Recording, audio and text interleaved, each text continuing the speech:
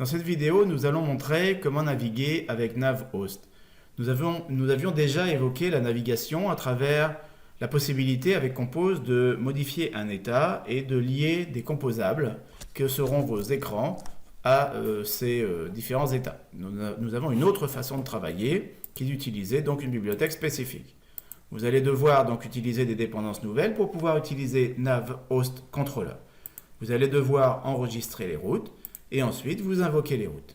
Donc une façon de faire qui semble assez classique, assez traditionnelle.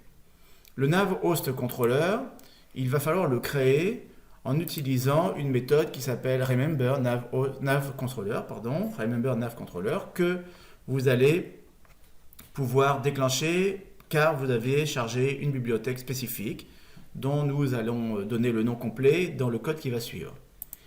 Vous allez pouvoir utiliser ce NavHost Controller partout où vous en avez besoin dans l'application, donc il faut que ce soit à un niveau qu'il soit présenté à un niveau assez élevé dans les hiérarchies de vos composables. Pour enregistrer les routes, vous allez associer tout simplement une route à un composable. Cette route sera représentée par une chaîne de caractères. Vous allez utiliser donc Composable pour introduire votre route.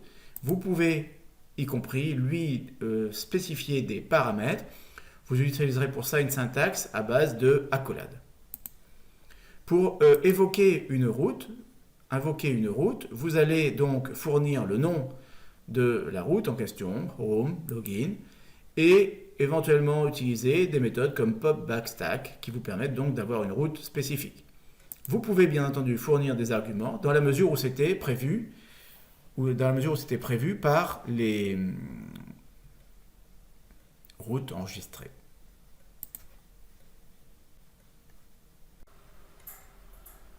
Pour illustrer la navigation donc avec NavHost, nous allons procéder de la façon suivante. Vous allez donc créer un nouveau projet ou utiliser un projet existant. Vous allez venir dans les Gradle scripts, dans le niveau module, et venir rajouter une nouvelle dépendance dont vous avez besoin, qui est donc la dépendance dont je colle la valeur ici, donc au niveau de l'implémentation, Android X Navigation-compose 2.6.0 Alpha 4, ça évidemment, la version dépendra de du moment où vous allez utiliser cette vidéo, puisque comme vous le savez, les versions, ma foi, évoluent très très vite. Ensuite, je vais venir au niveau de ma main activity, donc je vais enlever le greeting qu'on nous a créé ici, et je vais créer quelque chose de différent. Je vais appeler ça le main screen, parce qu'effectivement il faut que vous veniez créer un composable qui pourrait très bien être privé. Je rappelle qu'en Kotlin, le private que je suis en train d'écrire ici sur une fonction rend la fonction utilisable uniquement à l'intérieur du fichier dans lequel elle est écrite. Je vais donc ensuite créer mon nav controller, puisque c'est à partir de lui que je vais pouvoir travailler. Hop, pas point, égal. J'utilise donc remember nav controller pour représenter cet état qui représentera donc ma navigation. Remember nav controller. Je vais avoir besoin remember nav controller. Donc là, je vais avoir besoin d'importer, parce que j'ai oublié le sync.now, excusez-moi, sur le build.gradle, j'ai oublié de faire le sync.now. Je n'ai donc pas la disponibilité de cette fonction, mais maintenant que je l'ai faite, normalement, on me propose l'import. Je vais ensuite, ici, créer une fonction que je vais appeler navgraph, pourquoi pas. Donc je fais tout à partir du Kotlin, donc ça c'est possible si votre application est purement Compose. Si elle n'est pas purement Compose, vous devez avoir déjà un node de navigation. Je vais donc créer ma fonction navgraph à moi, et ensuite sur ce nav controller, pour tester une route, ce que je vais faire, c'est appeler navigate et passer par exemple donc le nom de ma destination, par exemple home. Cette fonction nav controller, il va falloir venir la créer, donc manifestement il ne me propose pas de la créer, mais il me propose plutôt d'utiliser quelque chose qui existe ailleurs, donc je ne veux pas de ça. Fun navgraph, qui prendra graph, qui prendra donc en paramètre nav controller,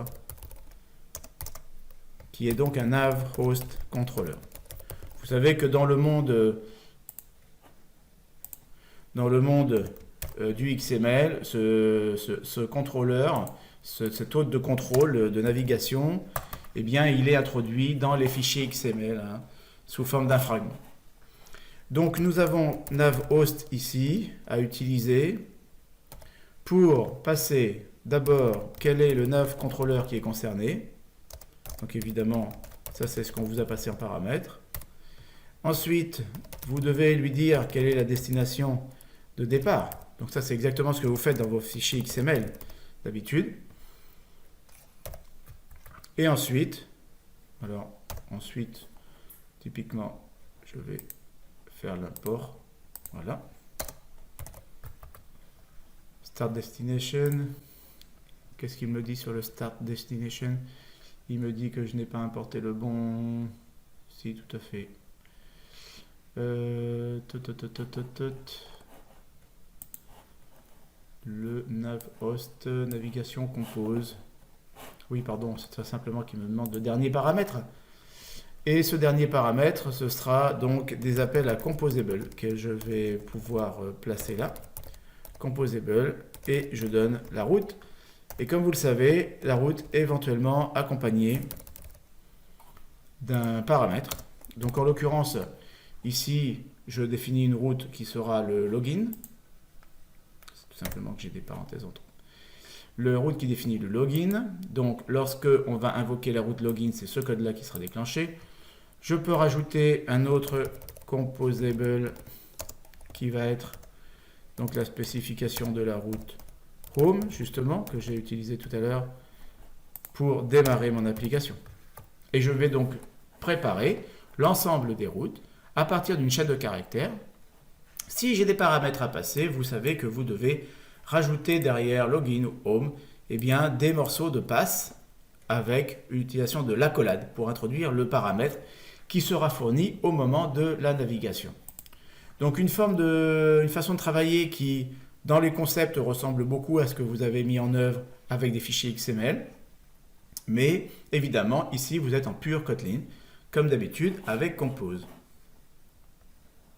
Donc dans cette vidéo, nous avons démontré des exemples de code pour utiliser l'hôte de navigation avec Compose, un hôte de navigation dont vous aviez l'habitude déjà avec donc la façon traditionnelle en XML de construire les IHM pour des applications mobiles Android.